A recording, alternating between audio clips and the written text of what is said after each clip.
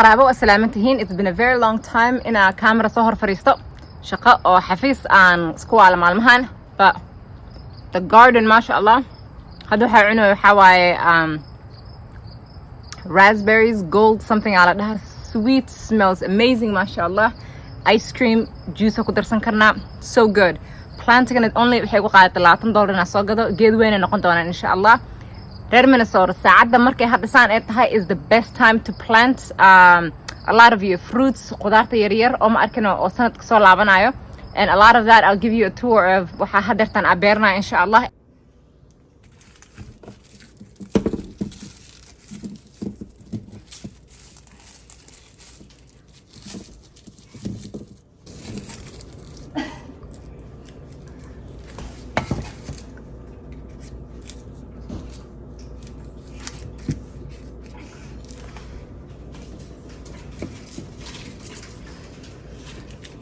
Okay, salkaanayta ujeedin marka suuq wax laga soo gato and waxay leedahay I don't know like roots amalana waxyaalo ka soo tagtaagan.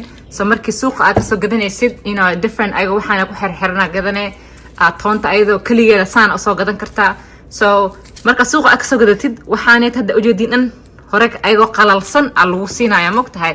So haddii aad rabtid inaad wax ka beertid, so what you do is salkaan hoose qoynaysa insha Allah. markaas waxa arkaysaa waxyaalahan ujeedada toonta the top part ayadoo ma arkana wax ka soo baxay arkaysa cagaar isku bedela insha Allah. And so I need everything to be flat like this. saxankaanayta it's just not very flat like that. Anyways meel ma arkana qasab ma hena meel kuleel ma arkana carra ku beertid, because what I'm trying to do is sprouting wax la dhaho sidaan igu sheegay. So waxa sugaya insha Allah toonta ma arkana each individual ton in madaxeedaas kore inuu cagaar u ka soo baxaa rabaa. So we'll be back in a couple days insha Allah. qaraabo halkaan lagu casheenooyaa, and I wanted miiskana waxaan ku iloobay toon aan biyo saxankaanayta ugu shabay. waa u jeedin amalana biyaha salka hoose bas leh oo saaran yihiin and xididna waa isku dhegdhegeenbo. marka soo gadanayo toontaanayta when I post a full YouTube video insha Allah waan tusaaya toontaan sida u ekeed. hadeertaana cagaarkaana jaa ka soo baxay. haddii aad soo gooyo wallahi waxay u carfaysaa toonta exactly basashana sida camal loo sameyn karnaa. but this is sprouting wax la dhaho. badanaa miraha markaa beerno ma ogin marka carrada aan gelino inay toontaanayta oo toon suuqa laga soo gaday. haddii hal soo fujinahay anoo qolofkeeda ay saaran tahay qolofka anoo ka fiiqin marka hal u soo gooyo carrada aan geliyo cabaari qaadan inta soo baxayso.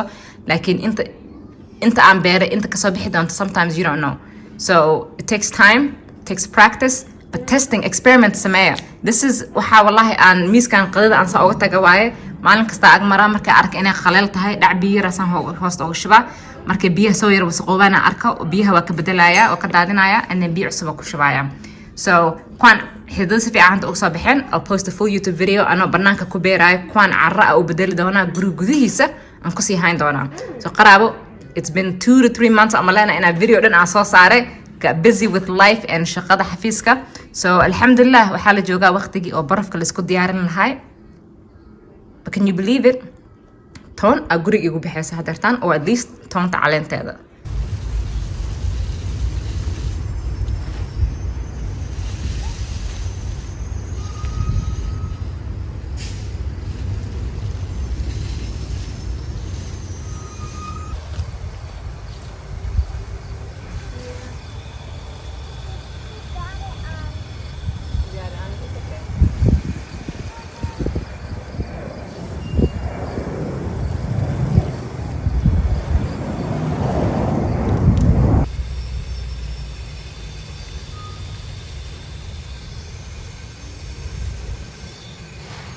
So something I think a lot of emails maalmahan arkay and karaal noqdo wax ma ka soo jawaabin maalmahan.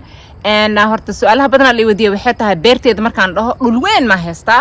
and qasab ma aha ma arkina beeraha marka ka fikirayna beeraha waa weyn ma arkina oo safafka dheer qasab ma aha taas beer ka fikirtid haddii waxaas beerneen beer ma lihi ma dhigi kartid, because waxa u baahan tahay meel yar oo kooban wax ku beeran kartid wax ka soo saaran kartid.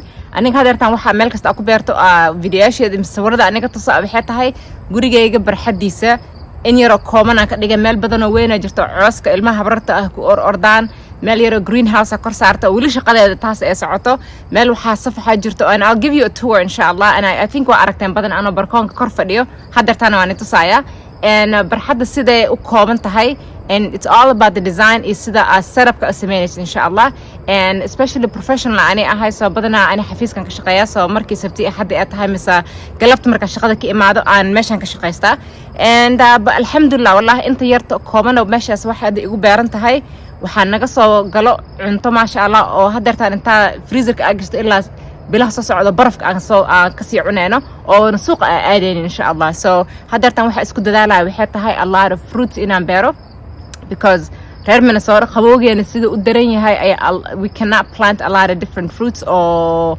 magaalooyin kale oo different states ay beeran karaan oo kuleelka badan ka jiro laakiin fruits ka annaka noo bax maasha Allah macaan waaye so I have so far maybe 6 trees hadda i beeran waxaan raadinayaa suuqan waan igeen doonaa waan soo tusaaya a lot of sales saacadaan jiro fall markii la gaaro September October dukaamada oo alaabaha gadgadaan oo qudaarta ku saabsan iyo geedaha saacadaaneeta waxay rasaal gareynayaan all their inventory so qaraabo let me show you waxa ay gadaaleeyo welcome to beertayda